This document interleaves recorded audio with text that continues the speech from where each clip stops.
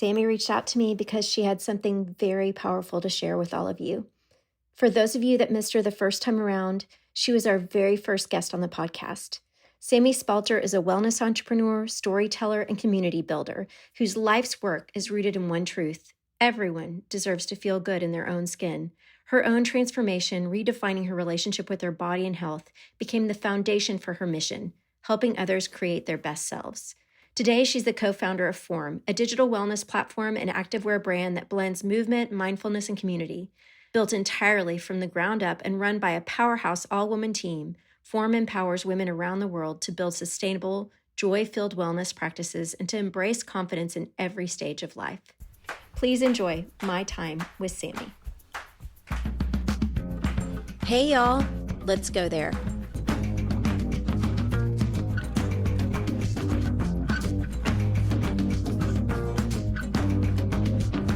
So I was thinking about this morning. First of all, you asked me for an organic conversation and we have done zero prep. Yep. So no prep whatsoever. That's where the magic is. I think in life when things are so planned, yes, they're productive and yes, like you get the job done.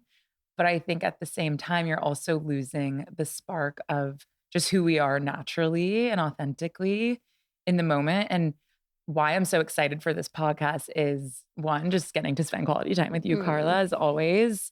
You are such a light in my life and such an inspiration to me for so many reasons. And every time we are able to connect on any facet of life, I always think, wow, like so many people could benefit from this conversation because I think we pull from two very different walks of life, but very similar patterns that continue to show up in different ways. Yeah, absolutely. You know, we're bookends of each other in a weird way. You brought this to my attention. You mentioned this like you just did.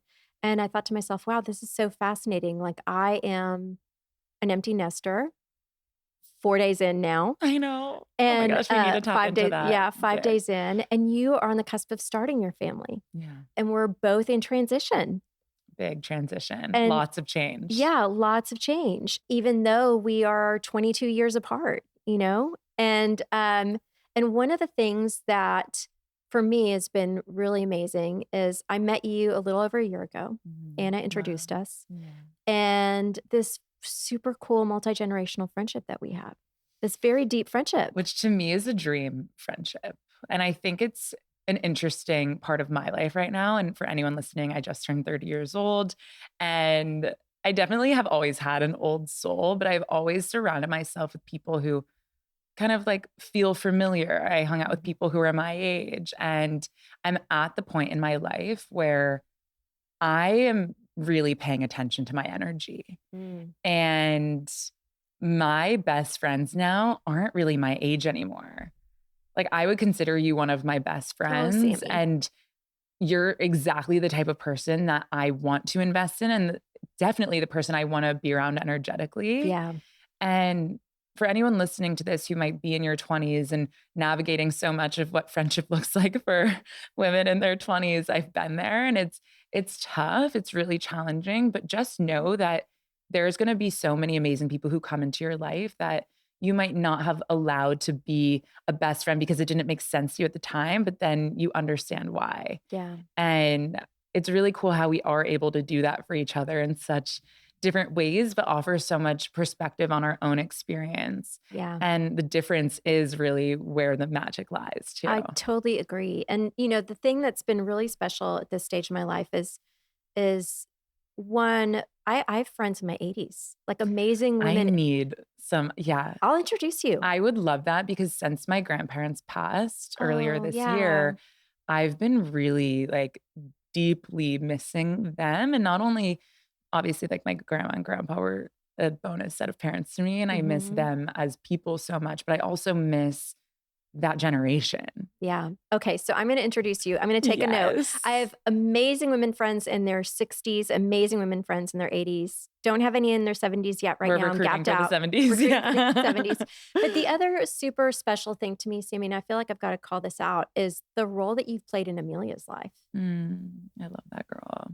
Yeah, it's so awesome. And, there are things that I can say or do or role model for Amelia, but the reality is I'm so far removed, even though I can Mhm. remember so clearly what it's like to be Mhm. 18 and to go off to college. Yeah. There's something about her seeing you, just a dozen years ahead of her that is super inspiring and aspirational to her. And you befriending her makes it real. It's Mm. not just something that she's seeing in 2 dimensions on her screen on her phone. Yeah, Amelia's a really special woman, Oh. and I love her so dearly, and I think that it's really beautiful for me to watch your relationship as well. I feel Mm, like you have such a healthy mother-daughter relationship, and there's so much of you in Amelia that I see, and for her to have been raised by you and Jeff, who's an amazing human being and totally. father, like, it just makes sense why she is who she is, and even going into her freshman year of college and going through sorority recruitment, I just know and trust her heart, and Yeah. I can't say that for so many people of her generation who I know are going to have to do a lot of what I did, which was fall victim to going with the majority rules and making the same mistakes based on what everyone was doing around me, and then learning what my limits were with alcohol, learning that these boys don't have my best interest, learning that I need to get some sleep if I'm going to show up to class. I had to fall and trip many times to learn that and to find my own confidence.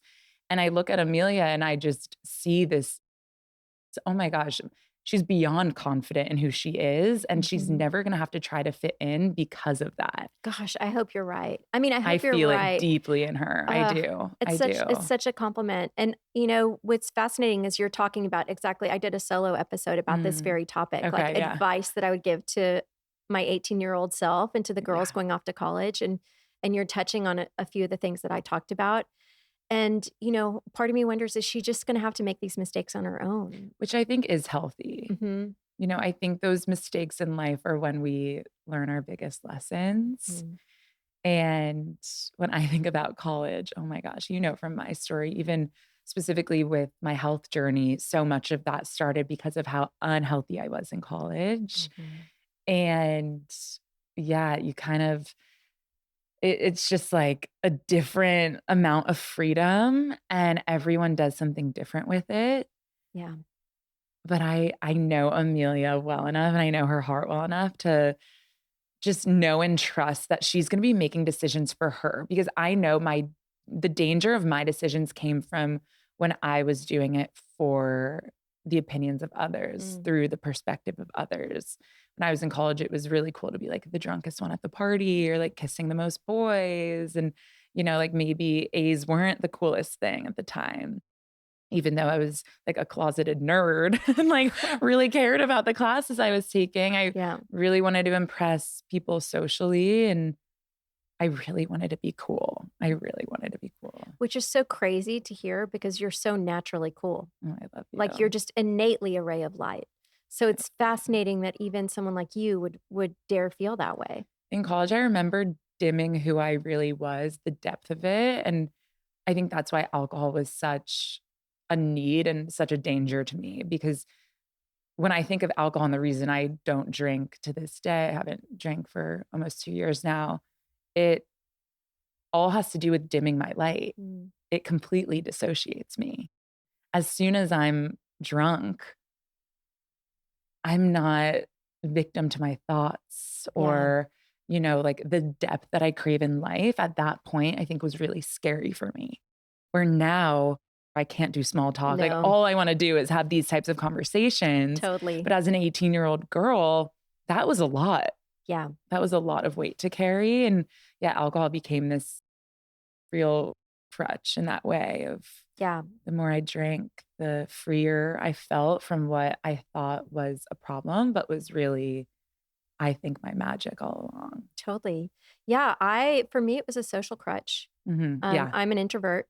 Yeah. I It love helps with and that. people get confused. I love people. So it Yeah. doesn't mean I don't love people. It just means it takes a lot of energy for me to be Totally. around big groups of people. So in big Yeah. settings like concerts or, a big party, alcohol was a big crutch. It would get me through. Mm. And it wasn't until my 50s that I realized, oh, wow, this is, you call it dimming your light. For Mhm. me, I was like, it's making me fuzzy and I'm losing my clarity and connection to Mm. something bigger. Yeah.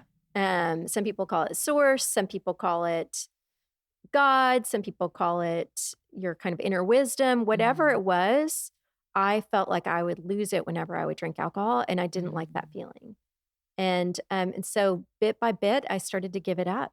And, never say never. I joke that I wanna have a glass of champagne at my kid's wedding, Yeah. but life is so much better without it. And the proof is your birthday party. Your Oh my birthday party was a gosh. fucking I blast. love you. And I mean, you were like a child, like a Yeah. 12-year-old running around there like a crazy person Yeah. and, without a drop of alcohol. And it was Not so one drop. fun. And that was even something funny leading up for everyone listening. For my 30th birthday this July, I had honestly my dream birthday for my 10th birthday, just when I turned 30.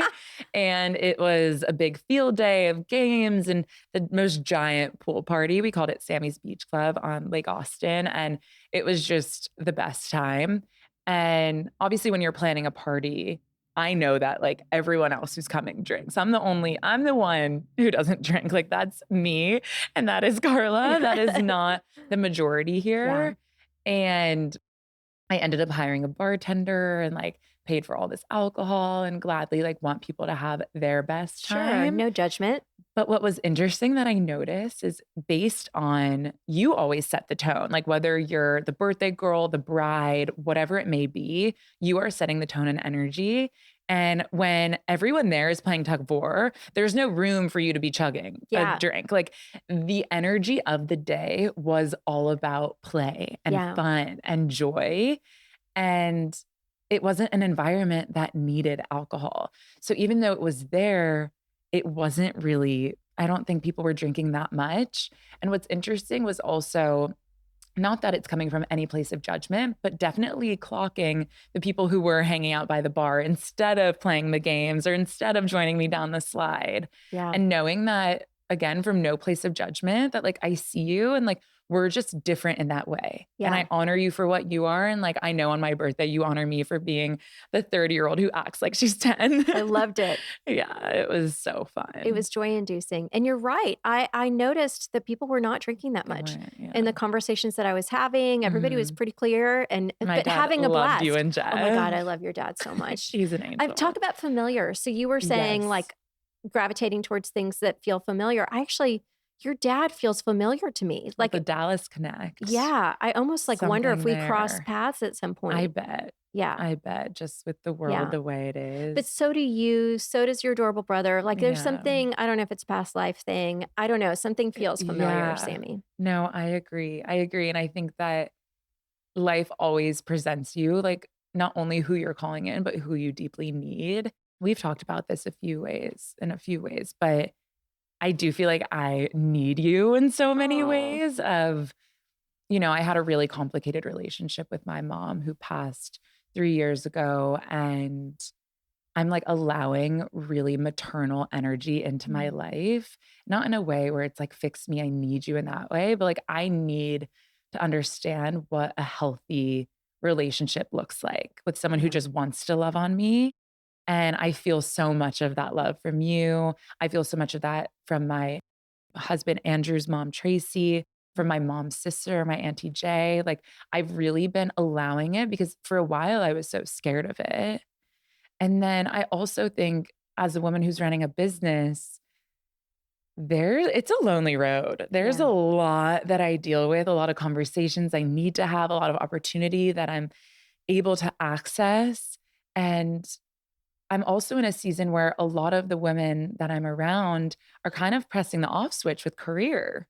How does that make And you feel about where you are? Because you're kind of at an inflection point. oh, I'm like in it to win it right now. Like Yeah. I am grind time in the best way, not like hustle culture, this and that, but like I love what I do and I want to pursue it. Okay, wait a second. So I'm going to give our audience, just in case people didn't listen to your first episode and people are coming into this new and didn't hear the introduction. So you and your co-founder have started this business, a fitness platform called Form, which is now grown into a multitude of things. It's not just a fitness platform. You also have a beautiful athleisure wear and leisure wear line. You have nutrition on there. I think you're starting to move into A other lot of directions, mindfulness. mindfulness. Yeah. Yeah. And you've been incredibly successful. Thank And you. this is not your first go at it. This is your second successful business, Yeah. all in your 20s, which is wild. And so you're seeing this incredible success with this business. So I just want to give the audience that context. Yes. Yes. And I feel like even adding in that I do love what I do. And as someone who's freshly 30, my 20s, it didn't involve a corporate ladder, right? Like it's a very different path. I've always kind of done the risky thing of starting my own business. And my brother and I had our own business that I exited in 2021. And I was on my health journey of losing over 85 pounds and was introduced to my now very best friend, soul sister, talk about like other lives. I was definitely her husband in a past life. Like that is Amazing. for sure. And she changed my life, helped me find movement that really just allowed me to connect with my body in a way that I'm able to tap into every day now. And we launched Form later that year, and we just celebrated 4 I years, saw that. August 1st. And yeah, it's funny because Carla knows this, but for everyone listening, like we're at such a pivotal point where so many VCs and PE firms are all interested and kind of knocking on my door.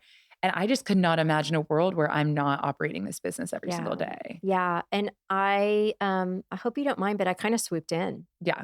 Because See, that's where I need you. because I Back felt to the like you were need. getting a lot of, I don't want to go into too much detail, but I felt like you were getting a lot of male advice. Oh, it's all men. And that's where I'm saying, like, I don't want a man to come in and tell me what to do with my business that helps hundreds of thousands of women Yeah. feel their best selves. Totally.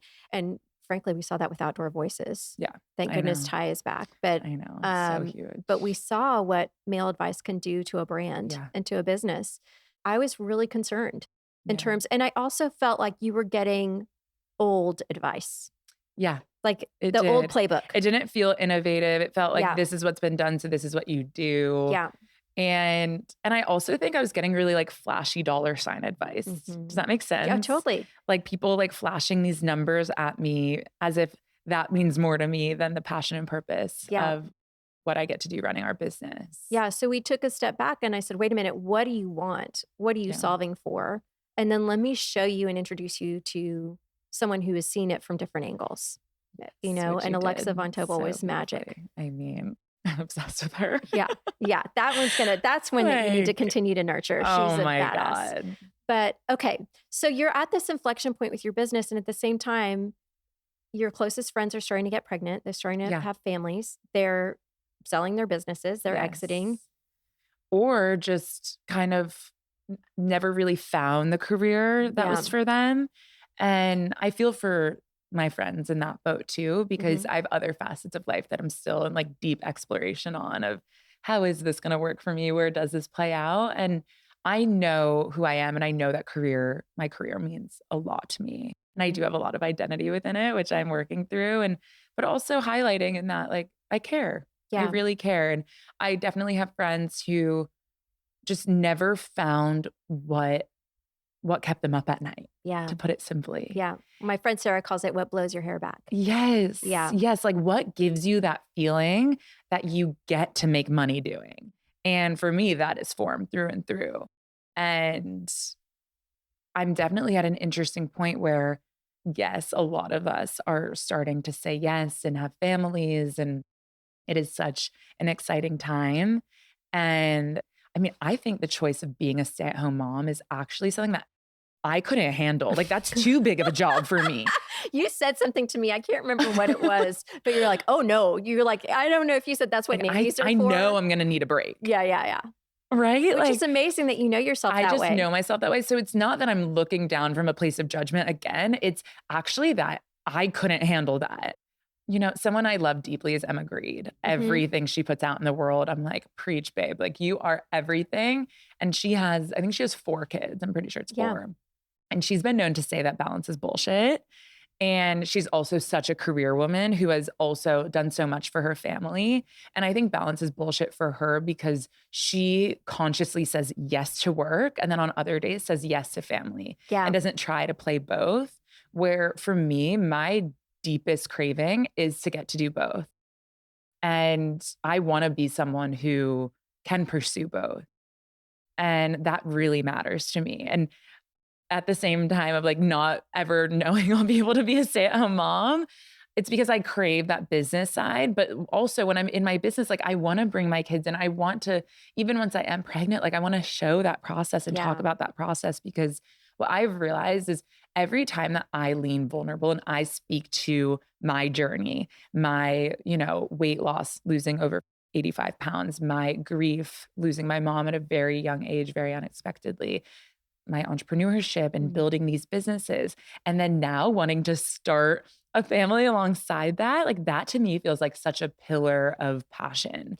So is there a rub? Is there a question in your mind? Because it sounds like you're clear on it. I know this is my path. I think like I probably need to make a few hires to make sure that Yeah. the balance can't not be bullshit, Smart the double girl. negative there. But um it's also a big nudge to me of making sure that I continue to spend time with women who care about their career. Because when everyone is ready to, you know, hang out at 2 p.m. on a Wednesday, I can't afford to do that. And honestly, no, like I could make a decision to be there, Yeah. but I am calling in big things with my career right now and with just serving our community in a way that really makes me proud. So, yeah, being around women who are on that same path excites Yeah. me. Well, if I could offer you a couple of things Yes. there are a couple of things coming up for me on the balance is bullshit.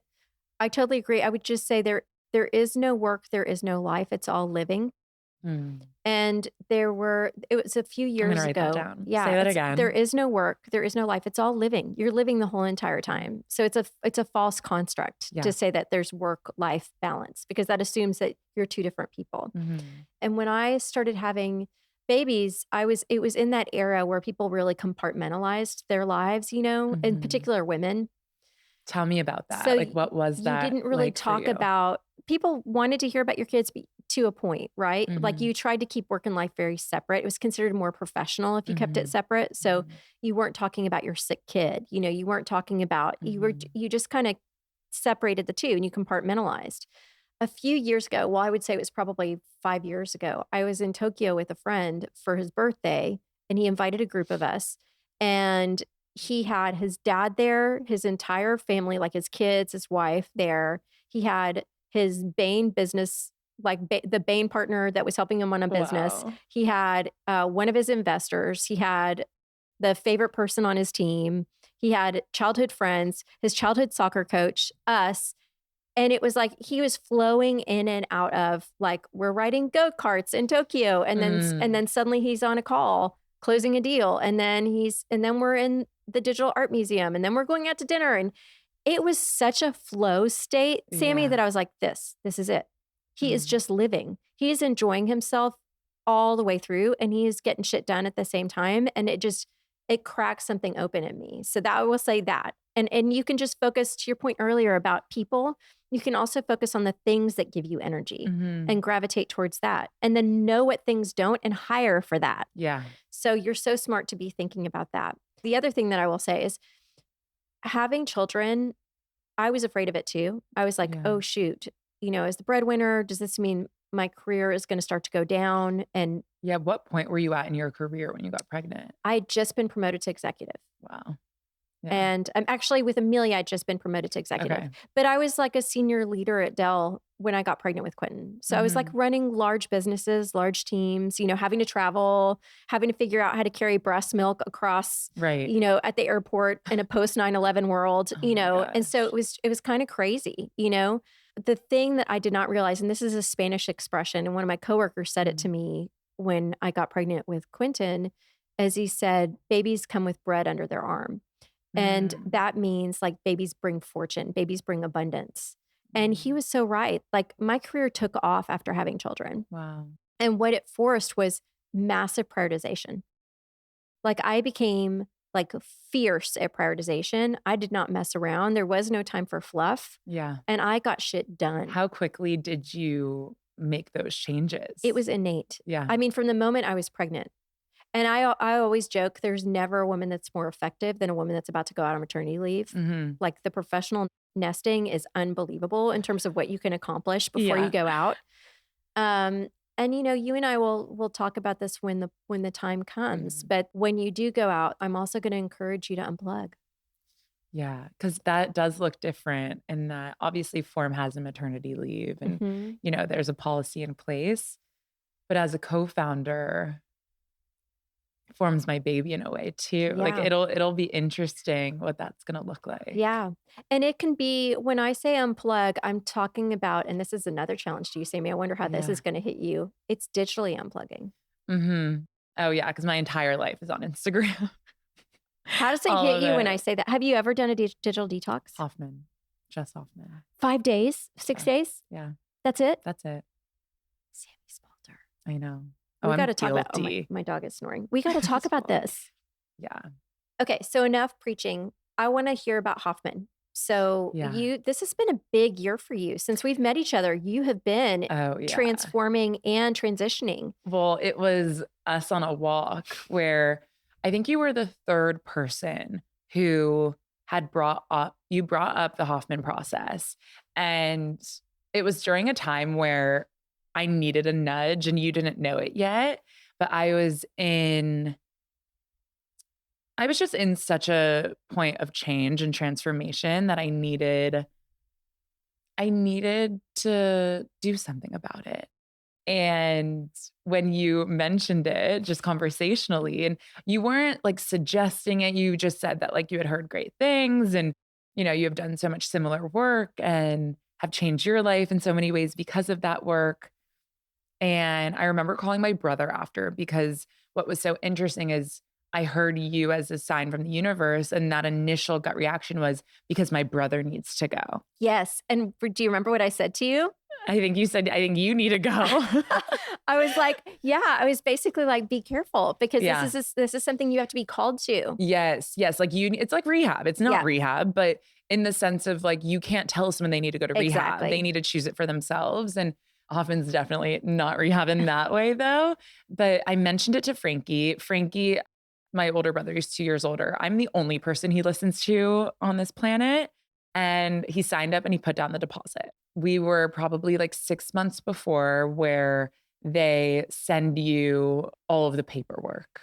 And before you go to Hoffman, there's about 12 hours worth of essays that you need to write. I didn't know this. And Frankie called me and he goes, I'm not doing this. Because this is not my time. I'm not doing it. And I go, but you put down the deposit. And he goes, yeah, you want it? And I go, you know what? Yeah. And I looked at the available dates because he had booked one for, that worked within his schedule. And I saw one for mid-January of 2025. Which was like right after our conversation pretty much, it felt like. Yes. And I booked it. And I loved that it was January. I'm Yeah. a big Jan 1 girl. Like fresh start, Oh, fresh I'm rip the Band-Aid big. off. Yeah. Yes. Like the end of the year, Q4 is actually my happiest time of year. But it's also, and I think it's because I'm around so much family, when I realized and I'm doing my like internal audit of so many of the patterns that I need to work through for the next year. Fascinating. So Jan 1 for me is always big. So over the holidays, you're basically taking notes. Oh yeah. I'm like, oh my gosh, I'm being an asshole here. I'm like completely, I have no control over myself in this regard. Fascinating. Like whatever it is, I'm taking notes and I'm doing a complete self audit. And then come Jan 1, like I know what my intentions are. So going into 2025, I don't know how you felt, but my new year felt weird. It did not feel as exciting as it usually did. And what's interesting was I had a close friend's 30th birthday, and she's born on January 1st. And she has such Capricorn energy. So we actually all went I to, love Capricorns. yes, yeah, they're like structure. I love Mhm. that. We went to the Hyatt Lost Pines, and it was a big group thing. And something about me that I've realized in the last year is I'm not a big group girl. And I'm just Me really neither. not. I find my one person, and I even did that on this trip. I like found my one friend, sat on a couch with her while 20 other people were making TikToks in the corner. Like it's just where I find my depth and my value. And Yeah. that's where my heart is. And I can't hide that anymore. And I remember Jan 1 came around the next day because we stayed there for New Year's Eve. And I went home and something just felt off. And then 3 days later, my grandfather passed. Oh, Sammy. So then I was straight in Dallas. And, I like with Form every year with my business, we have our huge New Year's program. I'm like trying to keep up with the program. And my body's like, you just need to take this L. Mm-hmm. And again, my grandfather was like a second dad to me. We were super close. And Yeah. I actually think his death brought me peace around grief, though. And I can get into that. Yeah. Say more about that. So, my grandfather was 91 years old and he had lived a beautiful big life. And this is my mom's dad. So, my mom died when she was 59, just Mhm. 2.5 years before her dad died. And watching Zadie, my grandfather, go through losing my mom, Was awful, I that bet. was not okay. Like, Mm-mm. that was not okay. Yeah. And then when he passed in early January, we buried him right next to my mom, Oh. Sparkman Hillcrest in Dallas. I have Yeah, I know more where it is. family buried at Sparkman Hillcrest than I think anyone in this world. Oh, It man. should really be called like the If you Sammy's family, if you whatever. ever need me to go by and drop some flowers, let me Yes, know. yes, yes, yes. So we buried him. And then what was interesting, and I remember having a conversation with Sammy Clark, my co-founder and best friend. I called her right after getting back. I said, I just thought I would have all my shit together going into Hoffman. Like I intentionally planned it right at the top of the new year. I was going to be my best self. And then I would go 2 weeks later to just refine and leave and like be this best version of me. Meanwhile, I had to take the week off of work after Zadie died. I couldn't think straight. I was a wreck. And then the next week, I'm going off to Hoffman at truly like I've never hit rock bottom. I don't know if I ever will because I have such amazing support around me that Mhm. I feel like our loved ones prevent us. Like they're that cushion above rock bottom. Yeah. So I was definitely sitting on that cushion above rock bottom. And I was telling Sammy, like, I just feel like I can't even do Hoffman right now. Like, I can't leave work right now. I'm about to go do this digital detox. I'm so just like distracted by like my family's grief and everything. And it was a sign of like, you know what? This is the perfect time for you to Yeah. go and work on you. Totally. What made you think you had to be perfect going into Hoffman? I Like, mean, all that's like my buttoned up going biggest into pattern. Hoffman? That's one of the biggest patterns I worked through at Hoffman was being perfect. Huh. I'm such a perfectionist Yeah. to the point where like I will shoot myself in the foot Yeah. to make sure that like I'm not impacting everything around me. I need everything and everyone to look at me. And I think it's the way I was raised. Oh, Sammy, so the process was starting for you before you Yes. got there. Yes. It Deeply. was undoing the pattern before you got there. This is Deeply. so fascinating because this is exactly what happens to most people that I talk to that go to Hoffman or go to Yeah. my coach's Groundbreakers. It happened Mhm. to me. It happened to my husband. I could tell you so many stories like this, Sammy. Yes. And it's usually some flavor of this is the worst time ever for me to be doing Yes. this. I can't do this right now. And that's why you need it. Yeah. And what's interesting is when I was there doing the work and became so aware of all of my patterns, that was such like a key thing that I was learning in that you can't control what's going to happen in this life. And it's so important to become so hyper aware of who you are and then have these tools to work through you being your best self for you and not your best self for what this world is projecting on you. And I think that was so real for me in my late 20s was not only did I think I needed to be perfect, but I thought I needed to be a pretty perfect, successful, wealthy. I mean, the list went on. I mean, even my relationship with my body, after losing 85 pounds, for me to not be lean and strong, that was like going against what I thought I needed to be for this world. So I want to come back to this in just a second, but I just want to say when I saw you right after Hoffman, like I Yeah. saw you right after you got Yes. back. You were a part of my integration. You're so sweet. Yes. We went on a walk and I mean, you just were like beaming, Yeah. beaming, Yeah. and you had just unleashed her. Yeah. And there was this kind of like I don't want to say fuck it energy because that has a negative connotation, but it No, was but in the kind of best way. in the best way. Yeah. It was like a full unleashing. And it was like, yeah, this is who I am. Take it or leave it. What Yes. others think doesn't matter. I'm not in Yes. it for perfection. I Yeah. am. It was just like your whole self. I was free. Yeah, you had been I am liberated. free. I Yeah, was you'd been truly liberated. liberated, and I think that, in a nutshell, is what Hoffman did for me. Mhm. It cracked me open, brought me home to my true self, like my real spirit, which is absolutely not perfect. None of us are. That's what makes you Yeah, so beautiful. and that's what's interesting, like, now, anyone who I do think is perfect, I'm like, "No, I wanna know about your trauma." Like, I wanna Yeah. know about everything because no one in this world is perfect. And yeah, even we've had this conversation before, even down to what I look like in the sense of, I have really curly hair and I've always straightened it. And we've had this conversation of like your persona when you moved to the lake and like Yeah. started making your Yeah. hair Let those curly curls again. out. Yes, like when I think of my spirit, I think of this fierce, badass woman who is so loving, but also so self-loving and isn't looking in the mirror at her curls saying, gosh, like you look so like not put Yeah. together Messy. and messy. Mhm. Like that is actually the beauty of you. Mhm. The mess is the beauty. Yeah. The mess is you. Yeah. And when you try to clean it all up, it's not fun anymore. And it's not a representation of your heart and soul and like real spirit.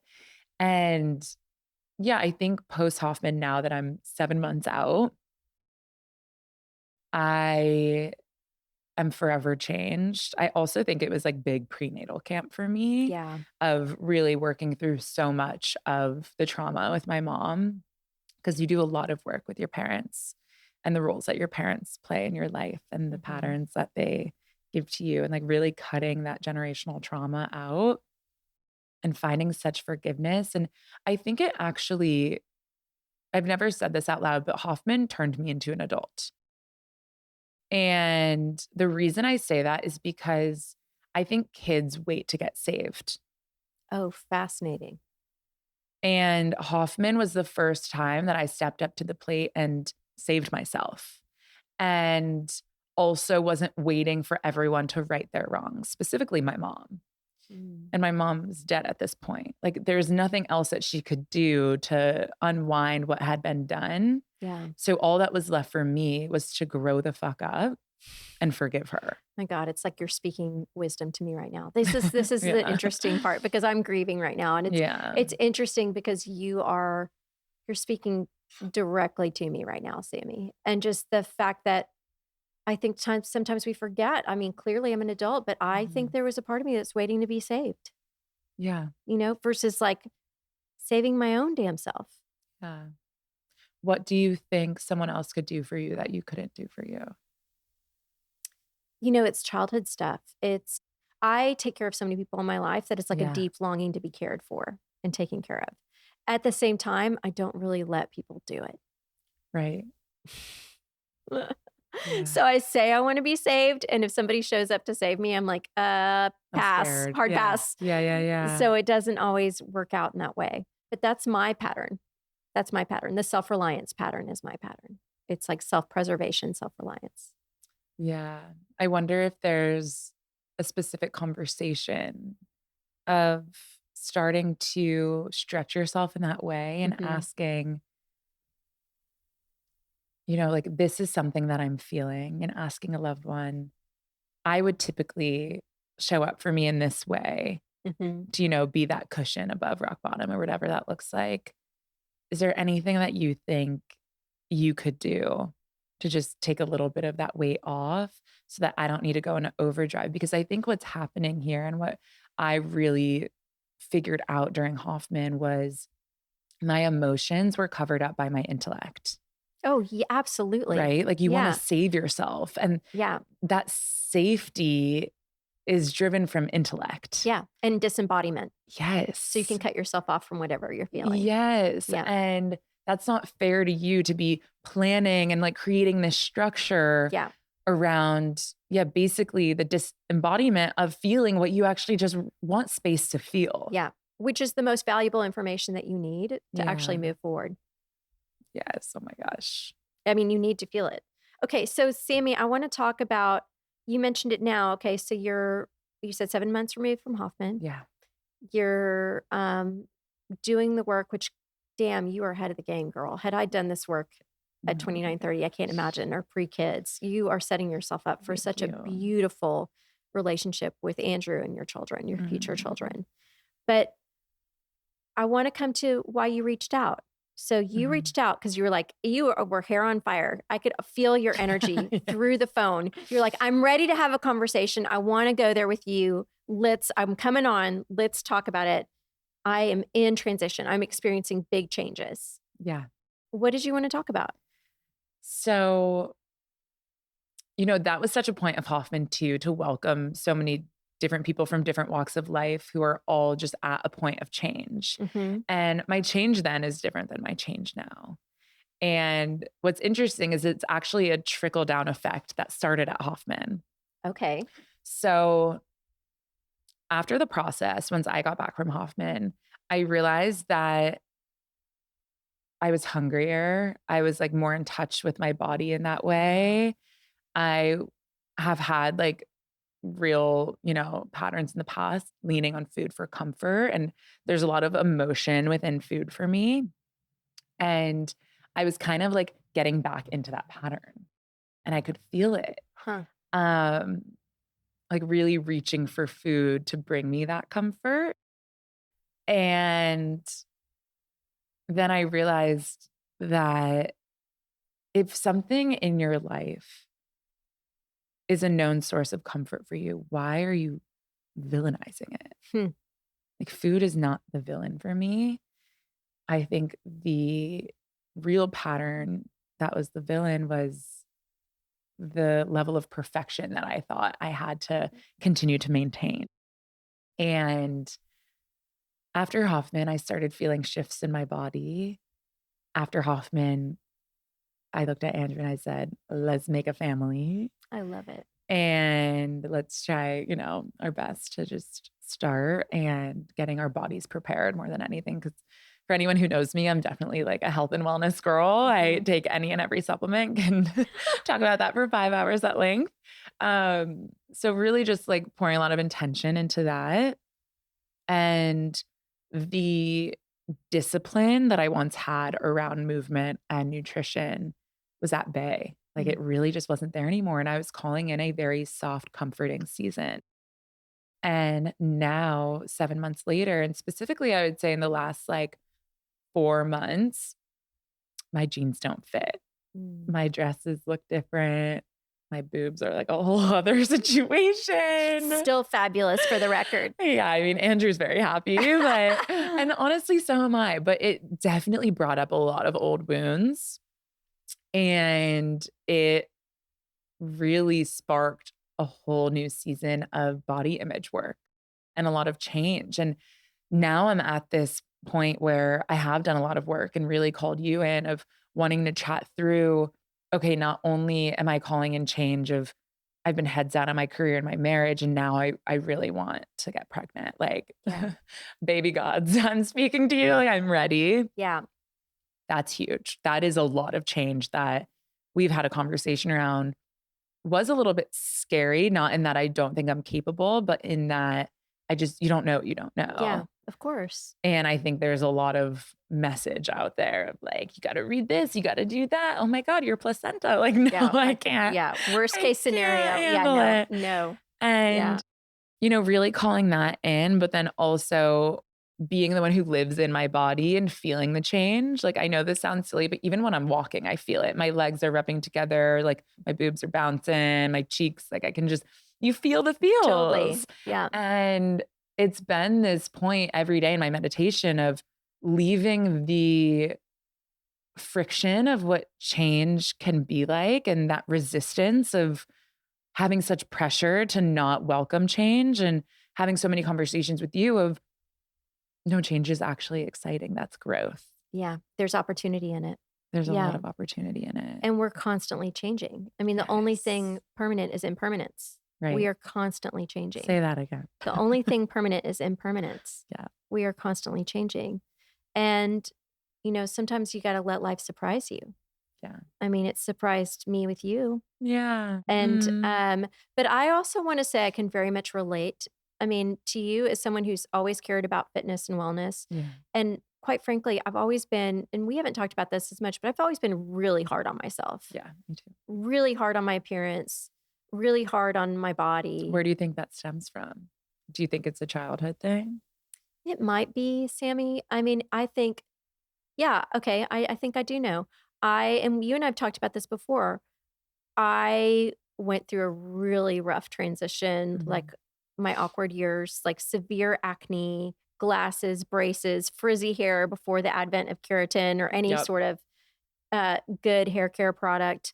And I got bullied a lot. And I think that made me who I am. I wouldn't change it, but I wasn't a conventional beauty.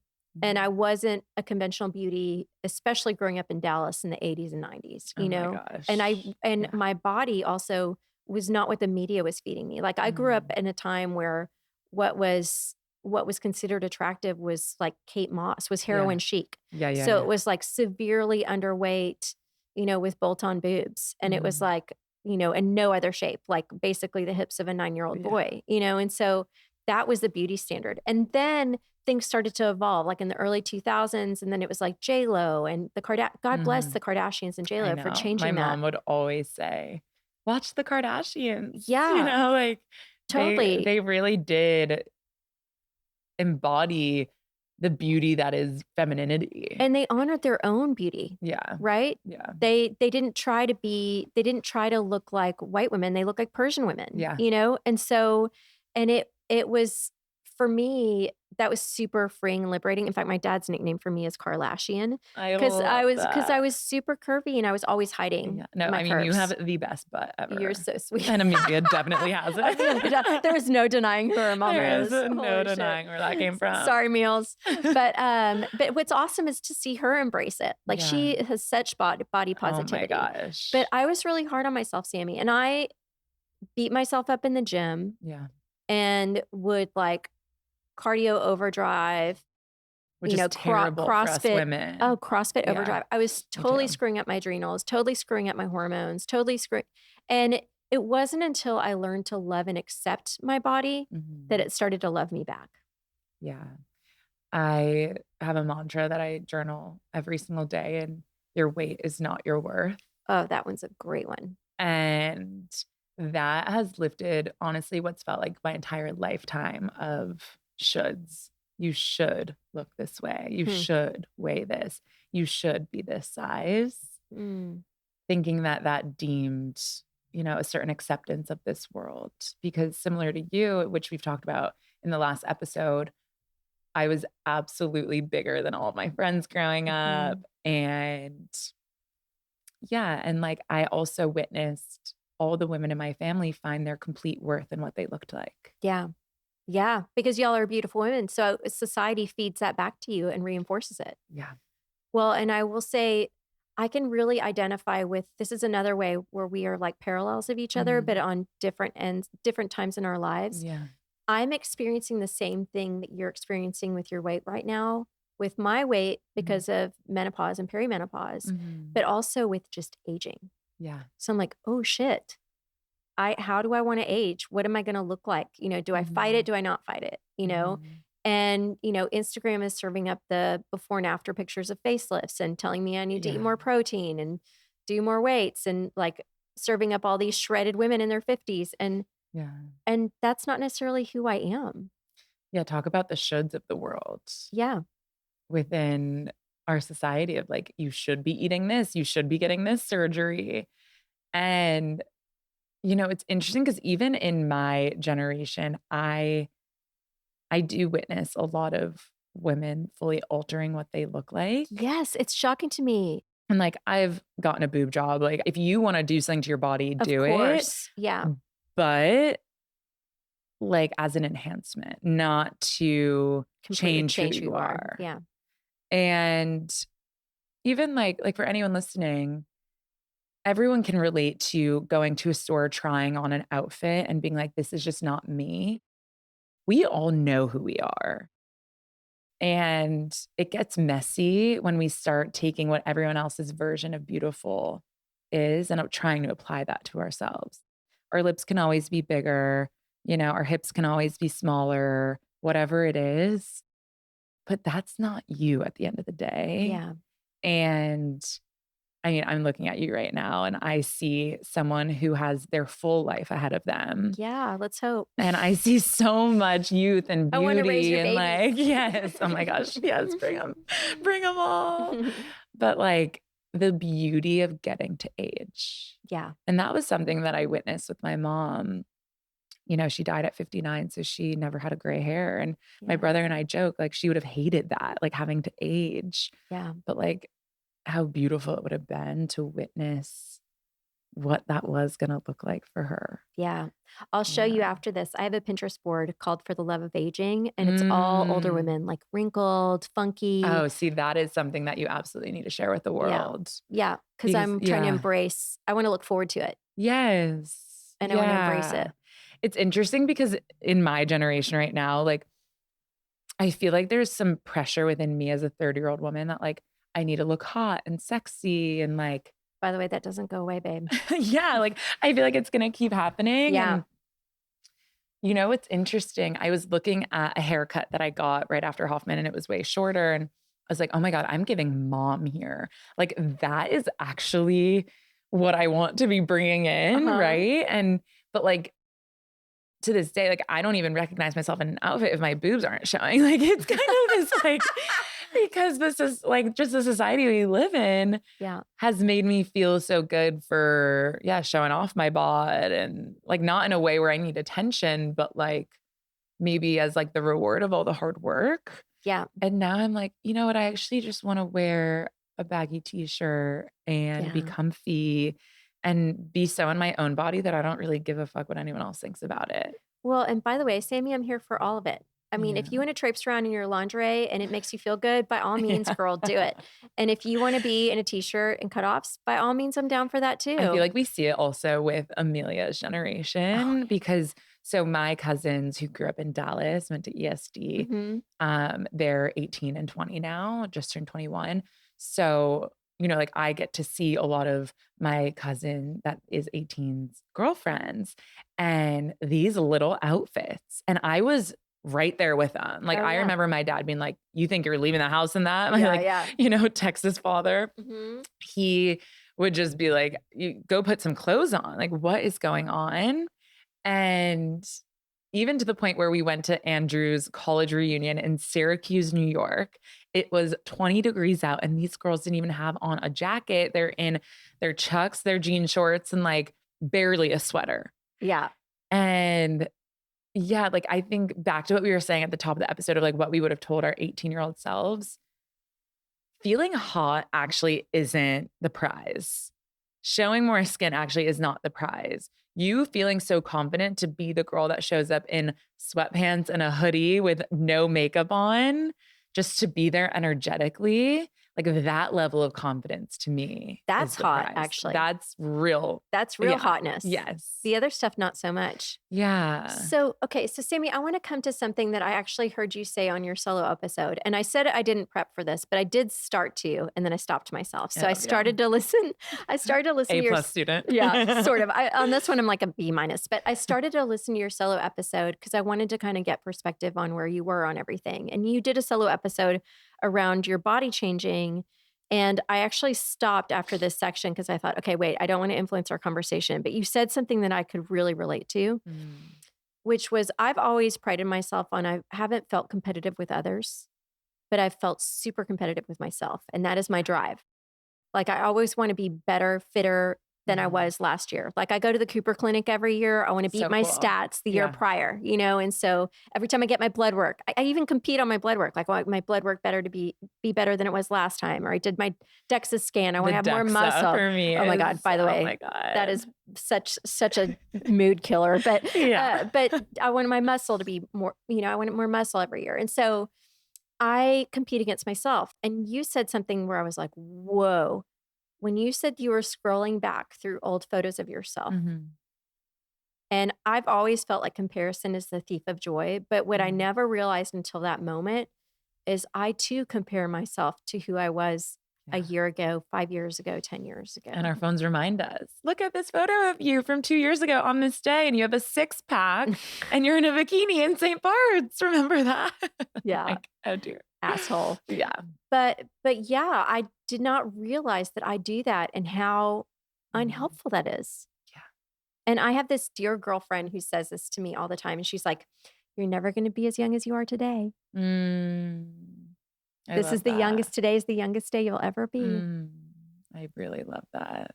I really love And that. and so I think that for me shifted something like, "Oh, I need to stop looking back."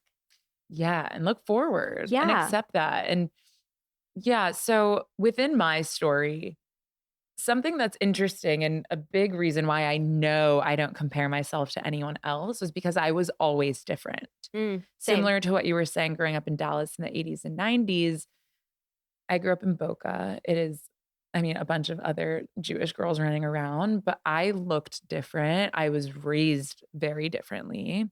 My parents were divorced before I was even like having conscious thoughts. I was absolutely always the biggest one out of all of my friends. And I was a bit more tomboy-esque too, Mm. having been primarily raised by my dad and having an older brother. And I wasn't super into fashion. I was absolutely into sports. And I was just my own individual. But back then, specifically during high school, individuals weren't welcome. You were there to fit in. And I somehow weaseled my way into the cool girl crew. And fuck, was that a mistake? Because the pressure and the judgment and the toxicity that they all had comparing themselves to each other. And I remember sitting in that just being like, there's nothing to compare here. Like, I think that's where I was a bit before my time in hopefully like being a bit more of that old soul in that you really can't compare apples to oranges. And I was surrounded by so many beautiful women, but their beauty never took away from mine. I was always just on this journey of being my best self and like fighting myself within that. Yeah. And certain things would come up that would trigger me. Like if I'm having a sleepover at my friend's house and I didn't bring a pair of jeans and we're going somewhere and none of her clothes fit me. Yeah. Or, just starting to finally understand like who's getting the boy's eyes and maybe why they are, and like trying to project what they're doing onto myself to hopefully get that same attention and acceptance in this world. Yeah. And from a really young age, I was just very different. And then I went off to college in South Carolina as the only Jewish girl surrounded by a ton of bright blonde, blue eyed little girls who, like, honestly just looked so different than I did. I was best friends with them. But again, like, it went from apples and oranges to like a watermelon versus a grape. Like, I was like, there was nothing to compare. And it didn't really start until I was on my own journey of which actually started my sophomore year of college. I lost a ton of weight. After my freshman year, I went home that summer and was living in a box and was a prisoner to a plan and lost 40 pounds, came back sophomore year and was hot shit. Mm. Started dating the hottest pike at my college. Like, I was hot shit. My Levi shorts were this big. Mhm. And I remember even going to a frat party, drinking a beer and like leaving to run a mile because I was like, oh my God, I'm going to revert back. I'm going to revert Oh, Sammy. back. It was bad. Yeah. And once you have that image, like that real physical image, forget the feeling of what is possible for you and where that spectrum goes, you get so tied to it. Yeah. It becomes like your biggest, I feel like it's like your biggest part of your identity Yeah. that you just have to maintain. So that brings us to where we are now, because Mhm. here you are with Form. You have massive reach and massive following between you, your Sammy, and Yeah. Form as and Transform your podcast. Yeah. Um, you have built an identity around your Yeah. weight loss journey, good, bad, or otherwise. Yep. It's inspired a ton of women. I've even seen people, every time I'm out with you, people stop us, total strangers Mm. stop us. What what now? How do you wanna move through this? Yeah, so it's definitely been if you think of it as a business, I would call it a rebrand and a refresh of sorts. Yeah. And this is the first time I'm saying this aspect out loud, so work with me here, but I branded myself as a woman who can show you what's possible for you. I learned how to make really good, healthy decisions for myself and completely change my life through losing 85 pounds. And it wasn't about the weight loss, it was about taking control of my own life and saving myself big Mhm. time. And, hindsight 2020, I understand why I weighed what I did and I understood what I needed to do to change that. And it's actually a very simple equation. The blueprint is there for anyone to follow. The difference now is my purpose here isn't just to show you that a blueprint exists to lose weight. My purpose here is to prove to you that what you look like has nothing to do with your worth and that self love doesn't have a size. And that to me is my message. Mhm. I don't want to be the girl who shows you that you can get smaller. So many people have done this. I want to be the person who shows you that you can do whatever you want to do in your life. And at the end of the day, your self love has to be unconditional. Sammy, that is what I find most inspiring about you and what has Mm, drawn me to you as a person. mm. And well, you just said it. This aspect I actually don't think is a rebrand, which is showing people what could be possible, Yeah. designing your life, and then taking the steps and having the agency to then do something Mm, about it. You're yeah. very consciously shepherding in this era now of wanting to be a mom, Yes. very consciously. I feel like there's no coincidence that the timing of all of this. Yeah, of I course. don't wanna be the mom that's worried about her abs while she's pregnant. Like, I'm No. sorry, like, those 2 things can't exist at once, Yeah. and, yeah, I'm so here to let you know that, like, everyone deserves to be comfortable and confident in their own skin, Yeah. and I shared, none of my jeans fit. Well, guess what? None of those jeans are in my closet anymore. Good for They're in you. a different closet. I'm not even gonna see them. Yeah. I don't want them taking up space Yeah. and real estate of all of these amazing elastic pants that I get to live in, right? Yeah. And that are gonna take me through this next season. Yeah. And I just know that once I am pregnant, this is all gonna come so full circle because the gift that it is to be able to carry life into this world that you've done twice for two of the most amazing Mm. humans I know. Imagine if you were worried about being skinny and thin and you didn't get like, think of that. Like, that is a real thought that women have. I mean, girl, thank God I didn't. And I had it up and until the moment I got pregnant, and then something in me shut off. And Mhm. you and I have not talked about this. And look, every woman is different. So this is the one piece of advice I will give you about Yeah. pregnancy and motherhood is trust yourself, Yeah. not others' advice, because every woman is Mhm. different. But my body did not want to work out. The moment I got Mhm. pregnant, I I didn't want to run. I didn't want to work out. Yeah. I didn't want to. I embraced the couch. I Mm. ate like a fucking truck driver. I I love was that. possessed by Jeff's baby. Jeff is like a big fan of drive-through food. I wanted like Der Wiener Schnitzel and Dairy Queen. Like I would see like a commercial on TV for like Sonic jalapeno poppers, and I would look to Jeff and be like, "It's a food emergency. We have to go get jalapeno Yes. poppers." Like I was definitely, and Quentin eats like that now. Like I was definitely That's possessed by so Quentin. funny. And yeah, and then what was so funny is the second I gave birth, a switch flipped and I Mhm. suddenly went back to wanting to Yeah. work out again and wanting to eat well. And it was so wild, Sammy. And then Amelia, I ate a Krispy Kreme every day Oh my god. of her I love pregnancy, and that. she has the biggest sweet tooth. And by the way, I gained over 60 pounds with both pregnancies. I stopped looking. Yeah, this was on my morning walk with Andrew this morning. He goes, because I'm against the scale. I have been Yeah. for a while. Good. And he goes, like once you get pregnant and you're going into the doctor, they're going to weigh you. You don't have to So look. yeah, I go, okay, this is what we're going to do. I'll close my eyes. They can take note. And I'm down to hear how much weight that I'm gaining in like a way that I care about my health and I want to do what's right by the baby and the journey. But like, I don't want to know where we're starting and I don't want to know where we're finishing. I'll just know the difference in between. Yeah, totally. The second I passed up Jeff, I was like, okay, I don't need to know anymore. Yeah.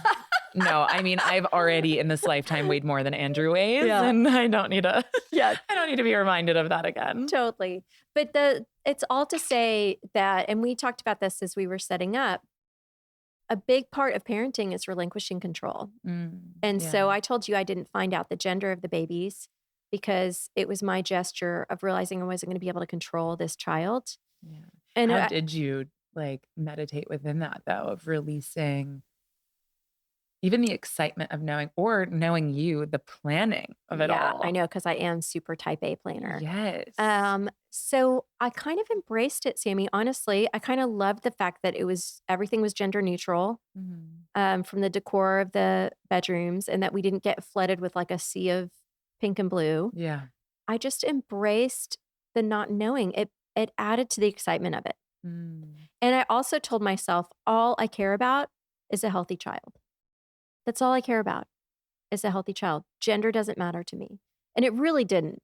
Yeah. Now, once we had a boy, did I want a girl? Yes, I'm being honest. We did. Yeah. But I told you the story that we convinced ourselves that Amelia was a boy. But yeah, it was my gesture of relinquishing control. And in a way, I see you starting to do that now too. Yeah. I could do that more though. I could definitely do more because I'm already like baby names are my Roman Empire. Like all I think about is, okay, if I have a baby girl, this is it. But And that's fun. Yeah, Let yourself have that fun. I'm like trying to call in my intuition with it as well of like what feels right. And I don't know if that feels like authentic to your experience, but I always try to see like what nods in the world are like hinting things at me of what is on its way. What nods are you getting? You know, it's funny, like I definitely I'll be the first to say like I'd love to have a girl first, but my big but within that is only because as a Jewish person, like I would love to name her after my mom and like have that experience. So I feel like that's just an intention that I'm pouring into, but not something I'm holding so tight, but just like that would add an extra layer for me, I think. So like little signs around that of, you know, just like seeing little girls out in the wild and really I mean, I think embrace that. That's fun. Okay, something came up for me. I don't even know. We can edit this out if you don't want me to ask you this question. Or you can just say you don't want to answer it. Would you be open to adopting? Like, let's say you have a slew of boys. Yeah, I would. Yeah, I actually, you know, what's interesting? Andrew and I both together, and I think this is something that's so beautiful, like within our marriage and the foundation of it. We're both career people. Like he runs his own show too. And, you know, we've got that whole thing going on. But at the end of the day, we are here to parent. Like we are here to have a big family. That. Yeah, you guys are going to be power parents. Yes. Like we really identify, even with our dogs, like it's hilarious. Like the characters we play as mom and dad to Bagel and Locks, our two pups, are just, it's ridiculous. Okay, I want to bear witness to this. Yes. Like I know that so much of our purpose in this universe is to be parents and whatever that looks like, I'm so here for. Yeah. Yeah. And like the more the merrier. Andrew and I are both one of two. I have a brother and he has a brother. And we were actually just talking about this the other day. I'm like, would we have like 4 or 5 kids? Like that sounds just like more fun to me. Yeah. And he didn't say no, but I'm definitely the crazy one leading that. I totally see y'all doing that. Yeah. So in whatever way that presents. Yeah. Yes. I have a girlfriend who, she has triplets of 3 flavors. What do you mean? So she did a surrogate. Okay. And started the adoption process at the same time because they were told adoption would take a long time. Wow. And they knew they wanted to have more than one child. And then she got pregnant, thinking she couldn't get pregnant. Oh my gosh. And they all hit it around once. the same time. Oh my gosh. And so they have triplets, but they're 3 different flavors. Oh my gosh. That is the best thing I've ever heard. Yeah. Oh my gosh. One of my, like a friend of a friend in Los Angeles, her like very best friend, they got pregnant after trying once, triplets, 3 boys. Ooh. Oh my gosh. 3 boys Naturally. off the bat. Naturally, Yes. triplets. Holy smokes. You just never even hear of that Yeah. anymore. Yeah. I would be so down. I mean, I know I'm like, it's a high risk pregnancy, but give me all of them. Give 'em I'm just all at once. You're ready. I just love it. Like I'm really so in that mindset right now of just feels like my purpose. Oh, well, Yeah. shout out to Mia, Kayla, and Sierra. Quentin is dating a triplet. His Oh my girlfriend is a triplet. gosh. Yeah. Really? Uh-huh. They're adorable. Oh my gosh. I Yeah. met his girlfriend. She's so Yeah, cute. she's so cute, The right? best smile. I know. And they met here. Yeah. Yeah. And they're high school sweethearts. Yeah. Which you also just don't hear of anymore. No, and it's so sweet. They're great together. Okay, so here you are. You're on this journey. You're facing yet another transformation. You know, the other thing I will say to you about identity, Sammy, and you and I talked about this before, but I think it's worth mentioning again. When I lost my career identity, it was rough. Yeah. Because it was one that I'd had in place for 25 years. And I'd put so much merit and work into it, you know, and I was this high-powered executive. But had you met me back then, I don't know that you would even want to spend time with me. Like I was not a hair out of place, you know, living in another neighborhood, you know, driving, you know, the soccer mom car and a very traditional. It was just, I was a different person. Yeah. And then after that, I unleashed this whole new identity, which embraced like my love of nature and being on the water and, you know, crazy haired lake girl and super woo woo.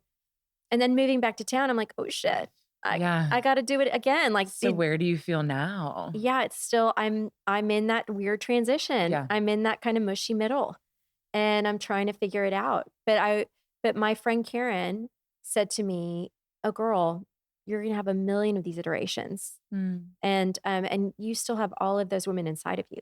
Yeah. It's what makes you interesting. And that's what I'll say to you too. Like this is just another iteration and you'll be a better mom for it. You're going to be a better executive for it, a better entrepreneur. Yeah. Like you're just leveling up. I agree. I almost think of my life sometimes as this book that's writing itself. I don't know for anyone listening if they do that too, but it's something I do pretty often. And I'll name certain chapters of the book. And I know once a chapter is over and I know once I'm, like turning the page and I just turned a big page. And that feels very real. Energetically, physically, spiritually. I'm absolutely in a new chapter that's just getting started. And I love that this book gets to continue to write itself and that I get to be the one to live it. And I think each chapter has had a really big lesson. And what's really exciting about this chapter is that I'm like so fresh off the cusp of such a recent huge lesson that I now get to carry with me very intentionally. Where sometimes I feel like in other chapters, you got to live a little to figure out where the lesson is. Yeah. What's the lesson, Sammy? That change is really exciting. And my life's about to really change. It's going to really, really, really change. And there's no fear in that. Yeah. There's just growth and stretching myself towards what I am so capable of and so what I'm here to do. Yeah. Which you can't put a dollar sign on. You can't put a jean size on. This is all about love. Amen, sister. Yeah. And then what's this next chapter going to be called? Are you still figuring it out? I think it's easier to name the chapters once they've done. written themselves. But if I were to be a betting woman, becoming mom. Yeah. Yeah. Well, I am ready to support you in it. I can't wait to have I'm you. so ready for these. Oh my gosh. Adorable. You and Andrew are going to make the most adorable children. We were both over 10 pounds at birth. Oh, so Lord. Say a prayer for me. And you're an itty bitty thing. Oh, goodness. Okay. Yeah, Oh yeah, we're the same height. Oh God, bless your heart. Okay, Andrew, be kind. Yes. Let's hope there's a recessive gene somewhere in there. Yes. Okay, rooting for small heads and small babies, Right. but not too small. Right. Okay, babe. Well, I'm grateful that you came and spent this time with me. I'm also grateful for your friendship. I love you so much. I love you beyond. You are such a gift to so many, and the fact that you pursue this podcast in such a vulnerable way is such a gift to this universe, and we are all better versions of ourselves because you get to choose to put yourself on the mic. So thank you for continuing to lean in. That. And thank you for continuing to encourage me to do it. I You appreciate it. have to. There is you won't let me quit in here. Yeah, I know. Right. I love that you call it your hobby. I'm like, no. This is way more than that. I love you. Babe. Okay. Thanks, everyone. Thank you, Thanks, guys. Sammy. See you. Love you. Love you. That was amazing. Thank y'all for listening today. If you're so inclined, please follow, subscribe, download, share, all of the things so that we can keep going. We appreciate your support so much. If you're interested in learning more, go to thecoeffect.co.